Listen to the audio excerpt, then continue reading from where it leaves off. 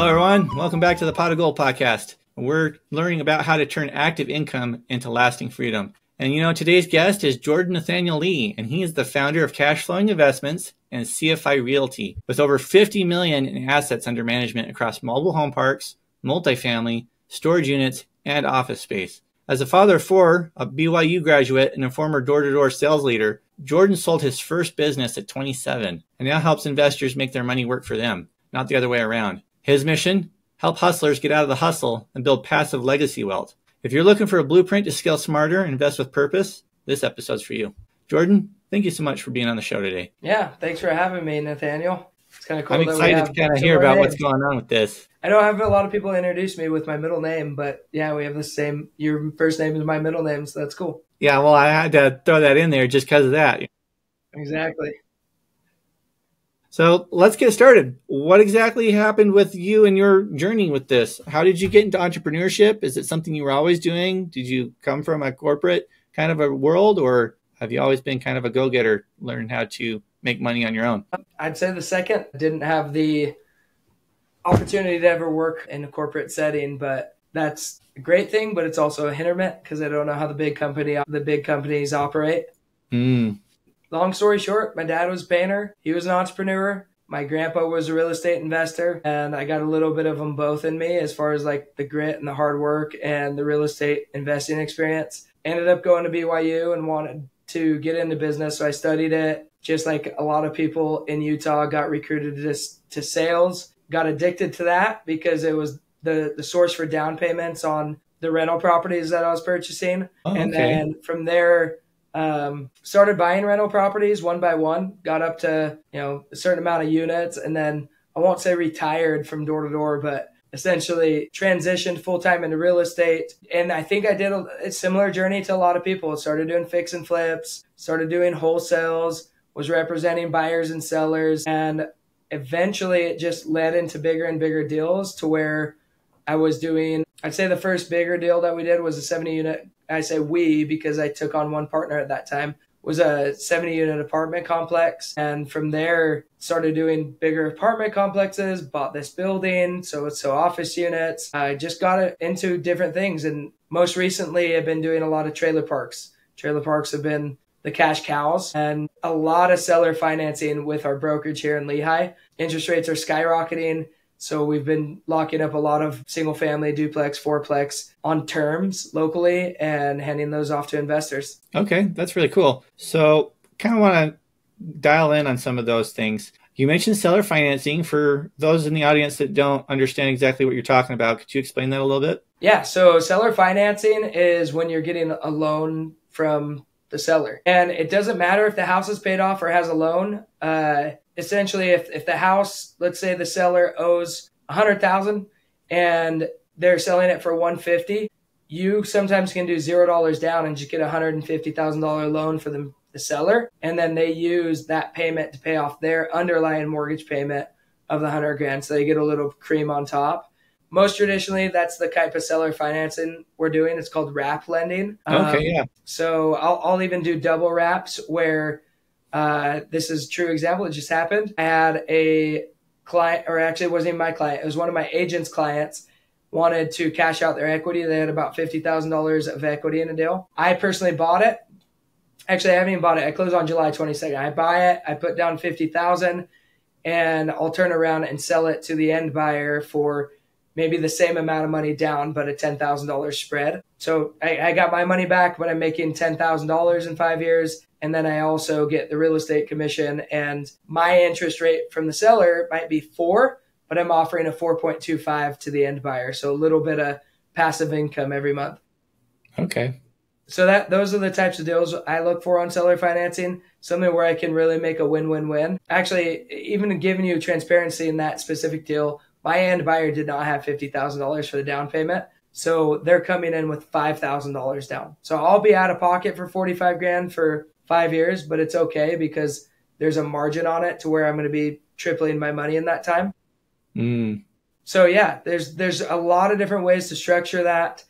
And I'm addicted to seller financing, and I have a method to the madness. Yeah, that's Even the trailer park that we're closing on in a couple of weeks, it's a 60 unit trailer park in Oklahoma. That one we have locked up at a 4.25% interest rate. But the seller, I love seller financing because it gives you better terms and your payment's a lot lower than it would be to a bank. And I think we talked a little bit about the Oklahoma deal when I was there visiting your brokerage last week, right? Yeah. Okay. So are you looking to raise funds for that particular project, or how does that exactly work? Are you doing it under securities? Is it only open to accredited investors? What are the details of that? So on that particular deal, it's just we're purchasing it through an LLC with partners. So it's called a syndication. They don't need to be accredited. We're not going into the accredited rules where we're soliciting to the public or anything. It's more of a private deal. Mm-hmm. Friends and family, people will reach out and I go through my network. That deal, we're raising $1.2 million on. Yeah, I remember you saying that. That will cover the down payment, the closing costs, renovation budgets, and then we always have a rainy day savings to cover unexpected expenditures, such as there was a flood in Texas last week where a ton of people died. We have properties down there and you have to pay the insurance deductible. So if you don't have that rainy day savings, you're screwed. So we do raise a little bit above and beyond of what we need. And I could go into detail on that too. It's not sitting in a checking account. It's in a Charles Schwab 5% return account. Yeah. But yeah, we'll take 12 investors, up to 12 at $100,000 minimum. So technically every single person, they have 1% of what's called the limited partnership. They get 1% of that tax benefit, 1/12 of the tax benefit for $100,000. 1/12 of the cash flow, 1/12 of the refinance payout, 1/12 of the sales proceeds. So it's truly a partnership, and we're scaling really fast. That way, we're able to put in where we flourish as systems. We have very good property management systems. And you were talking before. You said you were going to interview on struggles. That's where we've struggled heavily, but it's the one thing that we've dialed. It's like, couldn't lift that 130-pound weight and then got it up over years. But that's where we really flourish, is getting the systems dialed to where the expenses are lower. So we can make me, myself, my mom, my dad, brothers and sisters, partners, passive income. Because the lower the expenses and the better you operate a property, the higher your return. This is a personal question. Trailer parks and mobile home parks, are they the same thing, or is that a difference? They're the same thing. They're the same thing. Okay. Just wanted to clarify that. Hadn't actually known. Yeah. I think honestly, when people say trailer park, they maybe have a bad connotation. But it's the way we like to buy them is we will buy parks that primarily the tenants own the mobile homes. Got it. Okay. And so you're just renting the lots. We just rent the lots. Now, if there is a park that we own, some of the trailers, they come with it, we will sell or finance those rather than rent them. And the reason being is because they take ownership. They pay for the air conditioning to be fixed. They pay for the roofs to be fixed. Repairs. It's their car, essentially. I don't like owning cars. They're depreciating. Well, there's some different cars that obviously can make you money, but generically speaking, mobile homes are losing value. So if you can have the tenant treat it as their asset, they'll take care of it and they'll actually make money because they can sell it and they have the title to it. If they're renting it, they usually treat it like garbage and then they call you when they need repairs and maintenance. We don't do any repairs and maintenance on our mobile homes because we solicit it to where they own them. That's an interesting bit of information because it presents this difference in mindset between someone who rents versus someone who owns and the way they take care of the thing. So there's this qualitative difference in the way a person views an asset, whether they're an owner versus a renter. Exactly. Okay. The reality is we're trying to create a good community, right? So when there's people in that are just renting from you, they think they own you. They treat you like that too. They're like, hey, I got this leak. You need to be here in 20 minutes or else I'm calling. I mean, this just happened on a multifamily unit. There was a toilet that overflowed in Price, Utah yesterday. We had multiple plumbers dispatched and some of them are busy. And the tenants report you to the health department, the landowner, right? Saying, hey, they're not on top of it quick enough. We're on top of it as quick as we possibly can. But when we put that responsibility in their lap and say, hey, you got to treat your roof good. You got to make sure you're changing your air filter. You got to upkeep your kitchen. We pitch it in a way that's a win-win because it really can be. Say, hey, You maintain your property. You don't have to pay us $700 for rent. You pay us $350, and that extra money you pocket, and you're gonna go take care of your own asset. And then also our expense ratio just goes down drastically to where we can actually raise rents from $350 to $450, and we'll get higher lot premiums because we're providing a better park, better tenants, and we invest a lot into maintaining the actual park. So our occupancy levels go up and we can have quality property managers. You can't pay a quality property manager when there's only 30 units rented. There's not enough margin. Yeah. If there's 60, they're getting 60 leasing fees. They're getting 60 repair and coordinate. They're getting little bonuses here and there. You have to go economies of scale. So the more units that we have in certain areas, honestly, the cheaper the property the management is. And that's where we focus is on scale. So personally, I don't buy a lot of single family anymore. I'll help the smaller investors, especially people that are they're owners. They or owner operators is the word I'm looking for. They don't want any partners. They just want to have their single family home. They want to rent it out. I cheer for them because they're getting a lesson. But most of our investors on the bigger stuff, they want to have their cake and eat it too. They want good margins and have all the work done for them. And you can't do that on a small deal. You have to go bigger. Definitely. One of my business coaches talks about all the time that volume will solve 90% of your problems. It does. There's a lot of things that happen at larger scales that aren't able to be taken care of at smaller scales because there's not enough cake. Exactly. To stick with the analogy. All right. Well, that's interesting. So I definitely recognize that one of the problems over the course of things was learning that it's better to give the tenants ownership of the asset if you have the ability to do that so that they'll take care of things. You also mentioned systems being a struggle. Can you go over a little bit about what the experience was for there? Why do you say that? Oh, man. Systems are still a struggle to today because when you get bigger, you just have different problems, right? But where I'll start is, when I first bought my first rental property, I was living in one bedroom and renting out other rooms. So the system was bringing people that I thought I could live with, interview them in person. Don't tell them I don't like them if I don't, say I'll reach out to you, right? If I don't rent to you. But the reality is the system was just sign a lease, collect rent on Venmo, right? That's super small. Let's wing it and see what happens kind of a system. Yeah, just, put people in bedrooms. I'll collect rent on Venmo. I had my first house at like 22 years old. It was paid off. I was making good money doing sales. That kind of had a boost. But I looked at myself as retired. I was like, sweet. I get, I don't have my house payment. My house and my car paid off. These tenants are paying me rent for the rooms. Quickly, when I bought my first fourplex, I was like, all right, I have a little bit of better systems for mowing the lawn. Somebody has to go out there and do it. I didn't want to do it. I'm knocking doors and selling alarm systems. Yeah. So that was the first system is like maintenance, right? And then you got systems on, well, if I'm out of town, I don't want to, how do I get this elderly person to sign a contract? Like I have to have an online software, right? All right, now I can't use Venmo. Venmo's flagging me. I collect too much rents. I have 10 units at this time. What can I collect rents on? Oh, okay, now I have multiple different properties. I want them to have separate checking accounts. How can I do accounting better? And it's all grown and grown and grown. And you go through it. I'd give the smaller entrepreneurs, I'll give you a little secret.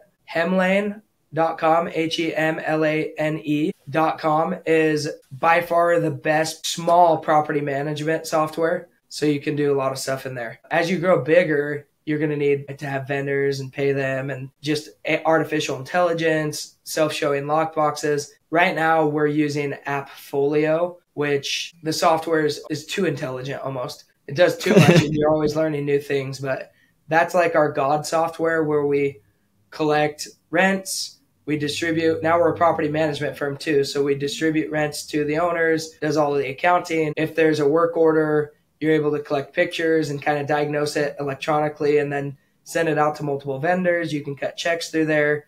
It literally does everything, but it's not expensive, it's actually cheap per door, but you have to have a minimum of like 220 doors to use it. So I wouldn't recommend that to anybody that's smaller than that, but that kind of was life-changing. So AppFolio is like, as far as systems, technology is everything, right? So we use, giving all my secret sauce, right? So we use AppFolio. We use ShowMojo for self-showings. We're looking into using their lockbox, but there's another one called CodeBox. It's a cellular device. You just put it next to the door and it changes the code for self-showings or for vendors, who goes in. But that's like on the property management, which is probably the most systems oriented for me, like raising capital and working with investors, not very systemized. People text me, hey, I heard you're doing a deal in Oklahoma. How much is the minimum? It's $100,000. Cool. Can we get on a call? We'll work on systemizing that a little bit more. We don't do a lot of securities. We don't solicit to a lot of people. It's very much if you're in the circle. And then I could talk to you about systems on a real estate brokerage all day, but that's completely different. That's like getting leads and making sure they're passed off to the right closers, making sure you have your buyer checklist, your seller checklists. But essentially, I'm running 3 different businesses. I have 3 people that are running each head. Mitch is running the real estate team. I have Ian, who's running the local property management firm. And then we have Robert and Taylor. They're my partners in cash flow investments that are running the out-of-state stuff and hiring and firing property managers out of state, running financials and quarterly reports. I'm pretty much just overseeing a lot of stuff right at this moment, but systems are everything. I mean, yeah, if you don't have systems, you'll lose your life. Well, I think it's important to recognize that systems are the things that provide repeatability. And I'd like to go back to a couple things that you said and kind of dial in. One of the things that you mentioned was that maintenance was your first system. And I think that that's something that people don't recognize a lot of the times, is that there are high leverage tasks and low leverage tasks. And if you're out there mowing a lawn for what you could pay somebody $20 an hour for, then you're not out there looking for your next, say, like Oklahoma trailer park that's going to bring in $1.2 million over the course of its investment cycle, right? Exactly. And so it's definitely, you need to recognize that there are tasks that you need to have happen in your business that you shouldn't be doing yourself. Correct. I mean, I see these, even when you buy your first rental property, if you have enough money to put 25% down on a fourplex, you have $100,000 in the deal or $200,000 in the deal, you shouldn't be out there mowing the lawn.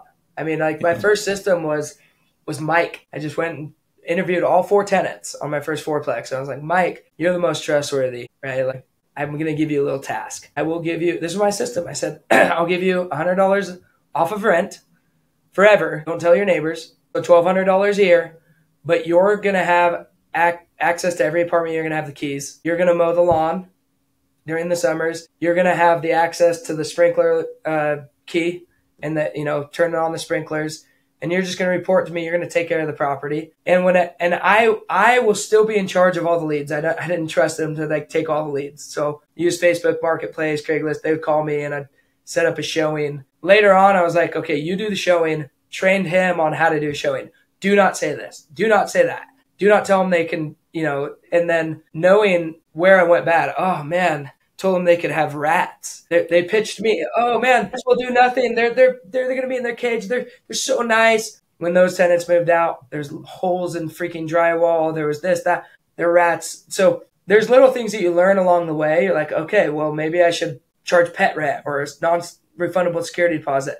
We have so many systems built into our lease, built into our property management agreements, built into the way we list houses, the way we sell houses, the way I wish the call recording would have been recorded. I was actually on the call with a new client. They just signed the buyer broker agreement this morning, Seth and Haley. And I said, yeah, I'm the best at pitching seller financing deals. Watch this. We're on a Zoom call and I put it on speaker.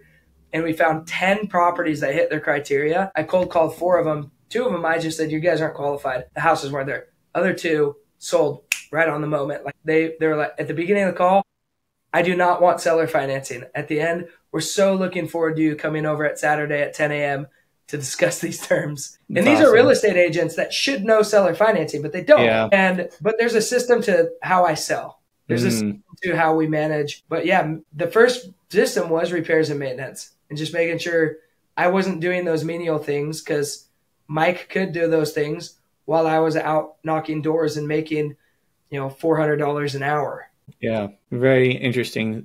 I think that's an important thing to know, especially as an aspiring or brand new entrepreneur, is that eventually you're going to have to replace a lot of the tasks that you're doing, all those hats that you're wearing as you first start out. The second thing that I wanted to dial in on with what you said is that this didn't happen overnight. No. So you were building systems all along the way. You were making constant improvements to systems that were there, or creating systems as issues appeared. Yeah, and I'll give it a piece of advice. I don't even take this advice as much as I should, but there's people out there that have already built it for you. There's two ways you can go about it. You can go sweat equity and build your systems and make the mistakes, or you can somehow get the platform handed to you on a silver platter. That somehow comes in two different ways. Number one, you can pay for it. Or number two, you can go add value to someone and mentor them. Yeah. So I do a little bit of both, but I mean, like when I was a real estate agent, trying to set all these systems on how to become a better agent, and I was like, fine, I'll pay for coaching. The first day I got coaching, I got a Trello board emailed to me. It had every checklist known to man for buying, selling, had all the lead sources on a golden platter. I could have canceled that first month, and that $500 a month payment that I was paying at first, it went up as I graduated. That would have paid, like, that was like the most value, is just having everything documented. All the frameworks and the systems and everything. Yeah, exactly. And so with Appfolio, we're building systems right now, and I'm going through a process. Like, do I hire a competitor as a consultant and say, hey, you're in Colorado, but you use Appfolio, come fly down here and, or, we can give you extra stuff, build it out. Or do I hire, 5 interns at BYU and say, this is your project, go build it, right? So it's like, how fast, how much money do I want to spend? So you're always making those strategic things, but if you don't have the systems, you can't scale. And that's always been what's inhibited me. So that's where I spend most of my time nowadays. No, I think that's really good to know too. The interesting thing that I've come to realize is that it's not just business. Everything that we do in our life has some kind of a system associated with it. And that's what habits are. They are patterns of behavior or repetitions that you do over and over again. And so you could change the way you look at things and build habits baked into systems, and you can actually change your self-identity and the way you operate in the world. And that's how people grow, and they become better entrepreneurs. They become better parents. They're better at relationships. They look at the systems that they're currently using in their life, and they make adjustments. Exactly. There's a really good book called The Compound Effect. Yeah. Kind of elaborates on that. It's by Darren Hardy. And it just talks about, like, the systems will compound themselves. There's also another book that's really famous called Atomic Habits.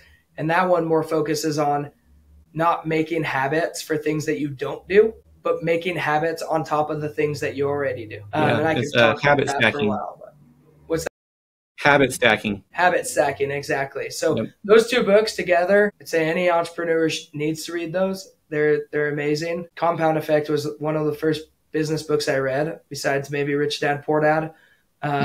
But yeah, those would definitely go a lot more into detail on how the way I think. Definitely. And Atomic Habits has had a huge influence on my perspective as well. It's interesting. The first habit I formed after reading that book was my exercise habit. And I think today is 351 days straight that I've done 45 minutes of cardio without missing a day, because I've been able to set up the system in the right way. That's amazing. So that's incredible. It's definitely a highly recommended book on my part. Read Atomic Habits by James Clear. Yeah. All right. Well, let's go back to the fact that you sold your first company at 27. What was that like? So I had a solar cells company that I was doing I'll backtrack a little bit. Started doing door-to-door sales for a company called Vivint. They're back then, and they're still known as being one of the largest door-to-door companies in the world, really. I had really, really good mentorship and learned how to do door-to-door pretty well. When I was 25, around 2020, end of 2020, 24, 25 years old, I'd done it for 3 summers, and I had all the skills to do sales, and I'd grown my first team, and now I had like 2 micro teams underneath me. And I was thinking, man, like, I should just go start my own business. Why don't I just go try to do this? And a lot of people discourage me. They're like, oh, the systems, you don't have the systems. Vivint has the systems. They're right. Vivint had the iPads. They had the way to run credit easy. They had a lot of stuff. So I thought, I really don't want to create the systems, but I still want to own my own business. So I actually went to some of my higher ups in Vivint, and I asked them, like, hey, like, before making this decision, I want to know, what's the retirement plan for me? How am I going to get out of Vivint? Like, before I left, right? And at the time I had residual income. You got about $1.25 a month off of every account that you or your team sold. So I was at, pretty good residual income. It would go up and down every month, but somewhere around the 10K mark. So I went to my regionals. I was like, hey, when I retire, I'm trying to get up to, $100,000 in residual a month, and then I'm going to retire. And they kind of laughed. They're like, when you leave the company, you don't get that residual. It's not. Oh. And I'm like, wait, what? We don't get that residual? Like, no, that's a retention tool. That's like your management. Just to keep you around. So I had a really hard time with that. For like 2 or 3 months, I stayed around and I was doing the bare minimum, and I felt bad. I was just selling one account here, one account. And the guy I was working with was like, you going to keep growing, or we could take away your residual? That was a threat. And I was like, man, I don't want to have the golden handcuffs. Yeah. I want to own something.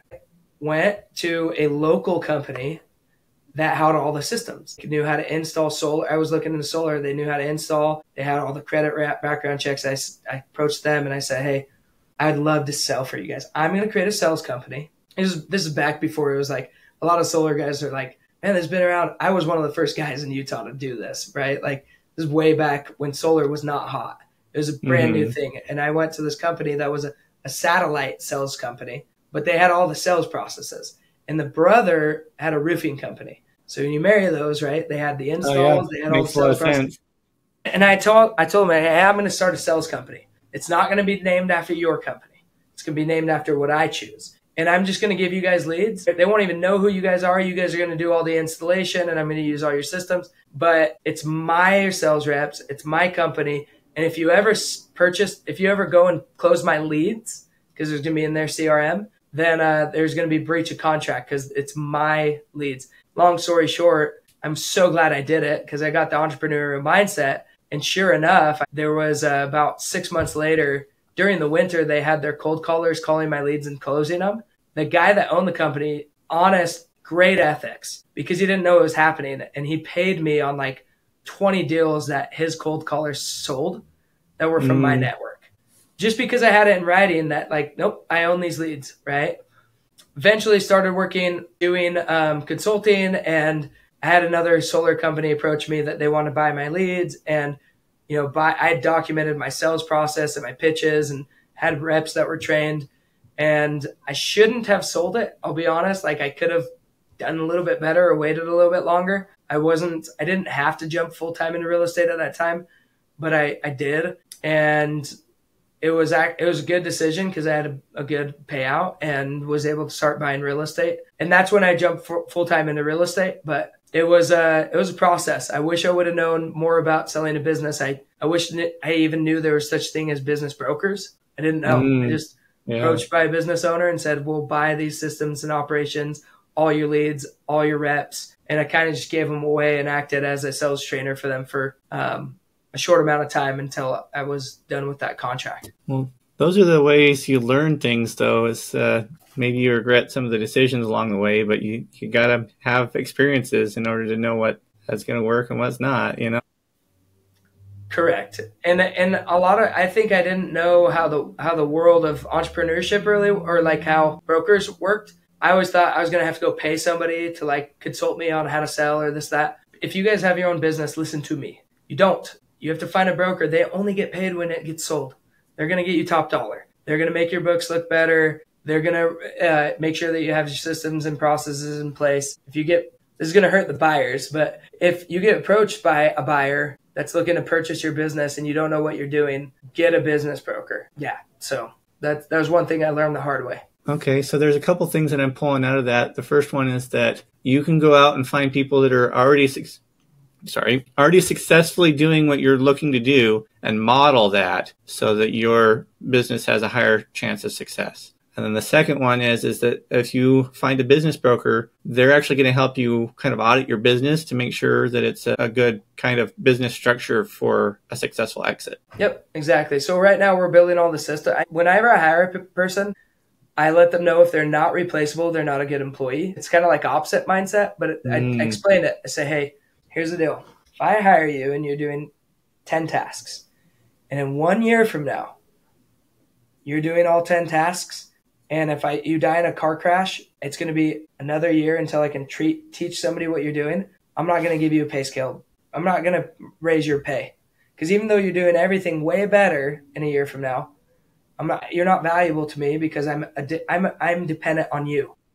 And then I let them know, hey, if I hire you and you create 10 different tasks, and 1 year from now you've hired 3 people to replace those 3 tasks, And because they replaced them, I was able to take in more business. I will increase your pay and I'll elevate you. But yeah, that makes a lot of sense. so if you document your systems, like I couldn't sell this business right now. It's not a position because I do too many things and I have not documented everything that I need to document.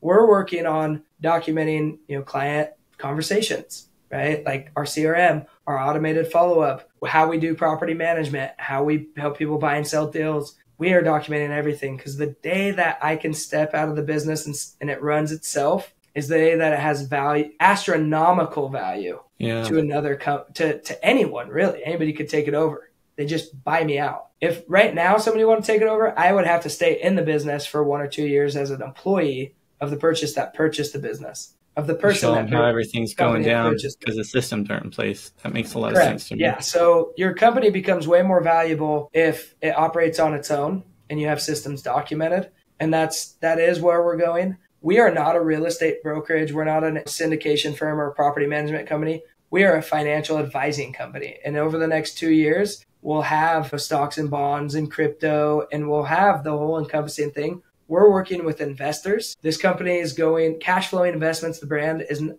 I don't introduce myself as a real estate broker. I don't introduce myself as a property manager. I don't introduce myself as a real estate syndicator. I have too many hats. The whole company works together and we're creating a way for people to have passive income and a legacy of wealth. It will grow. And I'm looking for talented individuals to approach me and say, hey, I'll go help you grow this department. I have skills that you don't have. I don't hire people that are like me. I don't, because they're no valuable. They're of no value to me. Now, there are going to be people that are like me that as things grow and scale, I'll be like, dude, you guys would be great salesmen because that's my skill set. Got it. Yeah.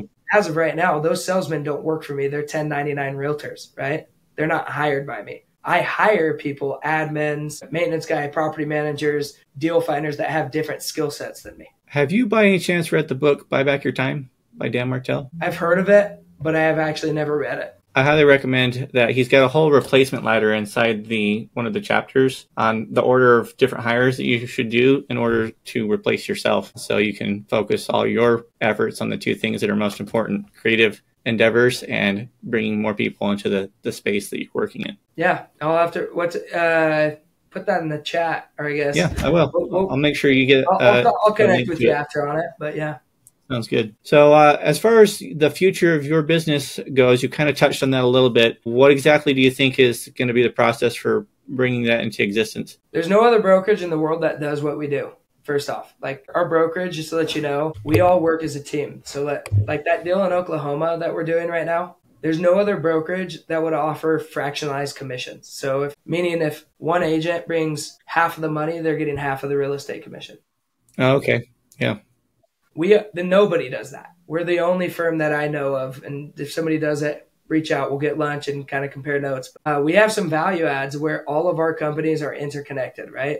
If the property manager gets a lead, he does not do buying and selling houses. If somebody wants to sell their house, he'll refer it to the team lead. He still gets paid on a referral commission, but everybody has their niche, right? Mm-hmm. But at the same time, everything's married. Because if somebody's selling their house and they want to invest in a bigger deal, they sold their townhome for $400,000 and want to place that capital into a mobile home park in Indiana, they can. Over the future, we have to. It's not even an option. As we grow, we're going to have different divisions. One division that we have inbuilt internally is accounting, right? So the property manager is essentially micro accountants because they document everything in Appfolio that comes in and out. So bookkeeping, we're essentially already a bookkeeping service, but we don't offer bookkeeping services. But as we go on, that's one thing that we do offer our clients, the property manager clients. We have a higher tier. We'll say, hey, we will create a checking account for you and all rents and expenses will come out of that. And we will do all the bookkeeping for you. And so when you do your taxes, it's on a silver platter.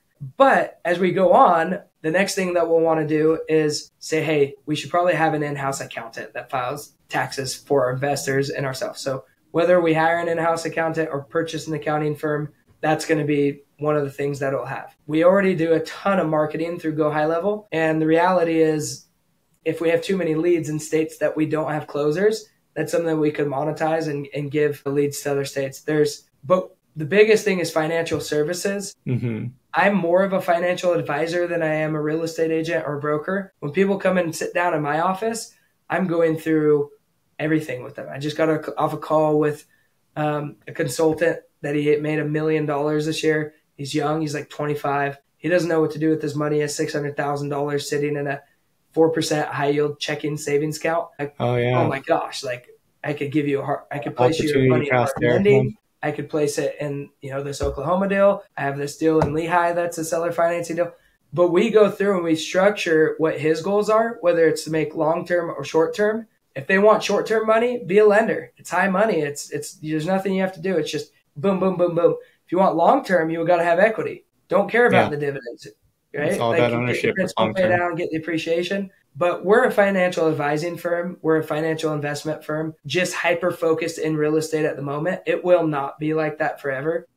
But we will eventually be buying into fractionalized business shares. We'll eventually be doing private equity. We do real estate very well right now. So we're sticking to that niche. But if it gets to a point where we have too many systems, we're bored, we have the systems dialed and we can do it, everything's documented, that's when we add a new facet to the business, if that makes sense. Yeah, definitely. And I'm excited to see how that's going to turn out for you guys. I definitely think that there's a need for it. There's a lot of people who just don't understand the nuances or the even the basics of how money actually works. And it's not really taught in I don't know, maybe it's different for other people, but it wasn't really taught in my childhood or through my schooling because the people that I was around didn't understand it either. No, they definitely don't teach it in school. I actually approached the school district locally and they denied it. And it was sad. I was just like, they have sponsors that don't want that stuff being taught for whatever reason. I do think that schools teach people how to be employees. They don't teach you,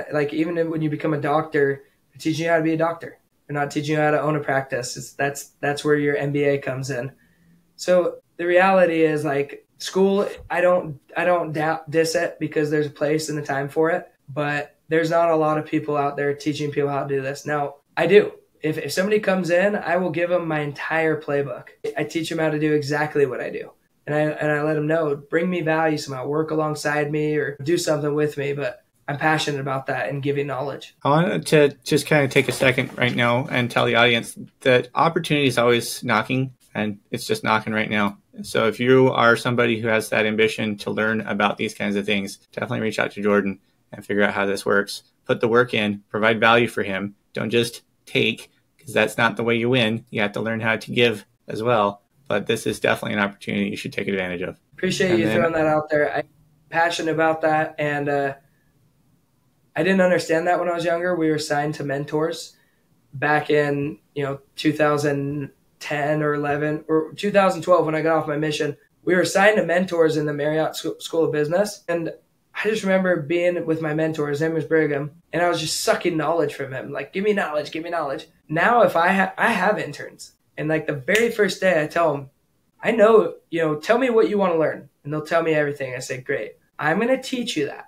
But you're also going to do this for me because I need this system built. Right? I had a guy just finished his internship last night, actually. We had his exit interview last night. He really smart guy, but he wanted to learn finance and all this stuff. And I said, the first day I told him, this is a 2-month internship. I don't need that. I don't need to give you all my knowledge on how to underwrite deals and everything. Honestly, we're working on multiple deals. If you want to be around for the next deal, we'll be doing it in a month. I said, but you're going to start today because right now I need you to do an audit on all the financials of our property management. We need that. We're behind on that. He's like, I don't want to be in property management. Perfect. Go somewhere else. I was like, you need to understand how the property works first off. Yeah. And where the money does come from. And I need your help auditing. So if you audit this, I will personally let you shadow me for a month. So he did. He audited it. Super great value add. And then I let him just sit in my office every single day. It was worth more than 50 grand of knowledge that I could give him because he learned everything. He was learning how I was doing deals. He was watching my computer as I wrote up contracts, overhearing phone calls. But yes, add value to people. Don't suck people dry. If you are poor and you want to get mentored, go add value. For people that have money on this, don't add value. People just pay them. That's adding value. Just go pay them, and they will give you what you want. Right. Yep. So you can skip that process. Well, that's really what money is for, is it's a way to accomplish things. It gives you the ability to find the resources you need to build. Exactly. Yeah. So that's what money is for, is to just build more. Don't hoard it. Yeah, definitely. Well, cool. This has been a value-packed interview today. I really appreciate your time, Jordan. Do you have any kind of recommendations to people who are just getting started in entrepreneurship? Maybe resources, books, podcasts, anything like that you would recommend? First off, know what you're trying. Most people, when they're young, they don't know what they're trying to build. But I would first interview people that you think you might want to be like. And because you're going to waste a lot of time interning the wrong people or shadowing or getting mentors if you're not clear. So go in, just shadow them and interview them. From there, the biggest piece of advice we already gave it was, add value to people. As far as podcasts, I don't listen to a ton of podcasts, I'll be honest. Bigger Pockets is probably one that I look for specific episodes. If it's books, I'll usually Google the subject, and then I'm lazy, so I will go and have AI summarize everything for me. and then I pay for ChatGPT, so it will read it off to me because I don't like reading either. Yeah, it'll talk to you. So when I was younger, I probably would have gave you way different advice. I give you like, oh yeah, I was in sales, right? So I'd be like, Psychology of Selling. I think it's Brian Tracy. Then you have Grant Cardone, Seller Be Sold. Like I could give you all the sales books. When it came to operations, I'd give you operations books. One for entrepreneurs, if you guys haven't read it, is the E-Myth. That one is incredible. But in reality, right now I tell my employees go learn it and then report back to me. I'm not joking either. I today at 2:00, so in 30 minutes from now, our intern is doing a book report on Show Mojo and how to automate it better. That's very cool. Yeah, so I like that. That's one thing. If you're a business owner and you're where I'm at, because a lot of people are hearing this are going to be where I'm at or even further, and then maybe this would be a nugget. Get your employees to learn things inside and out, report to you on what it is, and then you should ask them questions that just get them thinking, oh yeah, maybe it could do that. Oh, maybe we could do that. But you don't have to learn it all. Yeah. That's the secret, is you don't have to learn it all. Well, and the other thing is you can't. No, you can't. It's embarrassing sometimes. People will call in and be like, hey, can you check up on this? And I have to get Taylor on the line and be like, hey, can you log in Appfolio and check that? I don't know how to do this, right? Yeah. But it's in levels. And if you don't have money, sometimes you're forced to learn those little things. But my biggest advice is don't waste time. Like figure out what's important and then hyper focus on that and then go to the next thing. That's really important. It actually calls into a topic called the theory of constraints, which is the idea that in every system there's a bottleneck. And the most important thing you can do in any system is figure out how to resolve the bottleneck to get the flow to flow again. So that's basically what you're talking about with that. Appreciate you sending that. Where'd you send that? Yeah, it's called the theory of constraints. You said you sent it to me, a link or something, or? Yeah, I'll go ahead and send it to you after we're finished here today. Perfect. It's a book. It's definitely useful. It talks about how every business has different limitations to it. That's just the nature of physics and reality. But if you are able to identify the bottlenecks and attack those directly, you're going to be able to expand the capacity of the entire system. Got a lot of books to start rereading.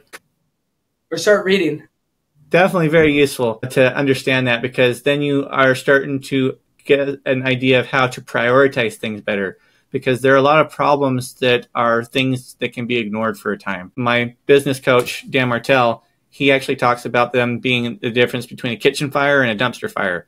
The dumpster fire can sit there and burn, but kitchen fire you have to take care of. Yeah, that's true. That's a really cool analogy. Yes, I have so much learning to do. Hopefully I gave a couple nuggets. I'm not like the biggest on books and podcasts, but. Well, that's the incredible thing about podcasting and having these conversations with people, is that it doesn't matter what walk of life people are coming from. They have something that they can teach you. Heck yeah. Well, one thing I will throw out there, we just launched a business Instagram account yesterday. It's just CFI Realty. And we're going to be posting, it used to actually be my old Instagram account. I changed it. So it's actually not a new Instagram account. I just converted it, rebranded it, and had to put up a different picture. But I'm going to reactivate that one. We'll be posting our lunch and learns, so that, if somebody is local, and maybe I don't know, maybe we Zoom call it and broadcast it, but we're doing a lunch and learn for people like me that want to learn seller financing or investing once a month. Our next one's on August 6th in Lehigh, and that's at 2183 West Main Street, Suite A203. So we'll do that, and we'll have some guest speakers. We're having one of the best title agents come in and speaking about closing and seller financing. And just looking forward to do that. If somebody wants to follow that Instagram page, that's where we'll post the events on, or the Facebook page, CFI Realty. We're going to have an events calendar on there. Kind of already started it, but it's brand new. So that's why I said we're going to. We'll see how consistent we are. Go. But I got an admin, so I don't have to do it. She's making all that stuff. So if anybody wants to follow that, I mean, I could give at least my knowledge. So is that the best place for people to connect with you then, or do you prefer them to reach out via like text or Instagram DM? Anyway, if they go through the business page, they're most likely to get on my calendar, because Anna is going to send them a Calendly link, and it will be blocked off of my calendar. I live and die by my calendar. Got it. If they text me, I have 70 unread text messages just in this 80 actually. It's just since I've been on this call. So I always respond to text quickest. I very rarely check email. Actually, almost never. You won't reach me through email. I'll make sure to include the Instagram handle in the YouTube description then, so that if people want to reach out to you, they can. If you reach out to him and you come from this interview today, just tell him Nathaniel, Pot of Gold Podcast, and he'll know where you're coming from. I really would like to know that. I want to see. I love when people are like, I saw you on this Edge video, or I saw you on this California podcast with Jonathan Mitchell. It's always fun to hear where people hear about me. So I'm not a celebrity, right? That being humble, but I'm just saying, like, it's fun to know where they got it and what their motivation's reaching out is. So thank you so much for having me on this. I suck at social media, so it's great that we're going to have some content from this, and hopefully I get better, right? I got an admin, so she's going to help me on that. This is how you frame it. You think, I suck at social media, I'm not good at it yet. Yes, true. Yet. Always yet. So I am good. I am good at social media now. It just hasn't happened yet. Yeah, you just have to get the reps in, get the quality comes over time. And I can look back on the very first podcast interview I did, and the difference is like night and day. It's just wild to me. Well, I definitely appreciate your time today, Jordan. Is there anything else you'd like to share with the audience before we end the interview today? God is good. He loves you guys. That's it. Amen. I 100% agree with that. Can be a terrible world sometimes, but there's always a silver lining, and there's always good on the other side as well. Exactly. Well, appreciate you having me on this, Nathaniel. It was fun. Pleasure was mine. And I'd like to thank everyone who tuned in today. This has been the Pot of Gold podcast, where we're talking about all the different ways that people can get into business and escape that 9-to-5 grind. So thank you for tuning in, and you have a wonderful day. See you later.